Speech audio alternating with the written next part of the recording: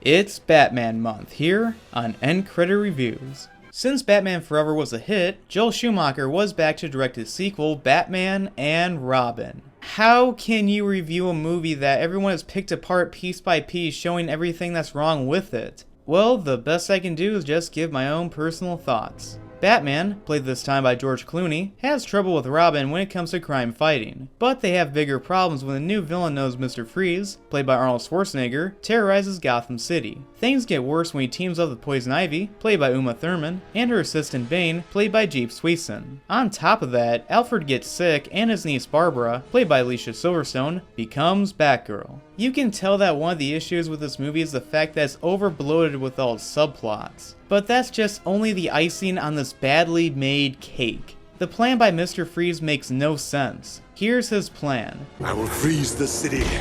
Then I will hold Gotham ransom. But give me the billions I need to complete my research.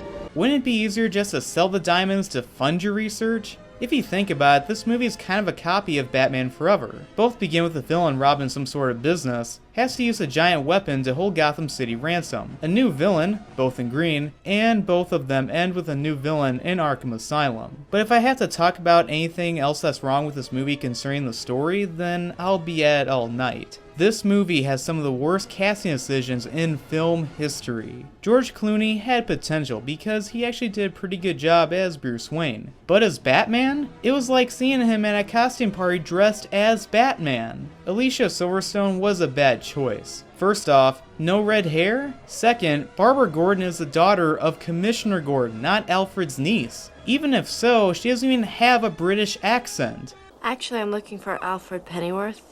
Arnold Schwarzenegger as Mr. Freeze? That's just mind-boggling. Mr. Freeze was a scrawny scientist, not masculine. You would think that someone like Kevin Spacey or Edward Norton would be a much better pick to play Mr. Freeze. Then we got Bane. Wow, they really butchered him up. Bane in the comics was one of the most strongest and intelligent foes Batman has ever encountered. But here you can sum him up with, Bane, go do this. Okay. The only casting choice that wasn't bad was Uma Thurman as Poison Ivy. Although her acting wasn't that good, it doesn't help that she's reading from an awful script. Unlike Batman Forever, Tim Burton had zero involvement, so I guess it shows that he was the barrier from this franchise going full camp. This movie was way too bright, campy, and trying to sell toys. In fact, Crystal O'Donnell can back that claim up. First one, I felt like I was making a movie. The second one, I felt like I was making a toy commercial. Although I did like this Easter egg for being a reminder of the last movie, and the kind of father and son relationship between Alfred and Bruce. Batman Robin is a sellout movie that is less sensical than why they even have built-in ice skates. It's one of the worst Batman movies ever made, and put the franchise under for almost 10 years.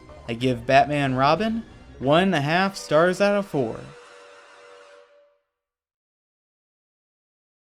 I'm Batman. I'm both Bruce Wayne and Batman. Hi, Freeze. George Clooney.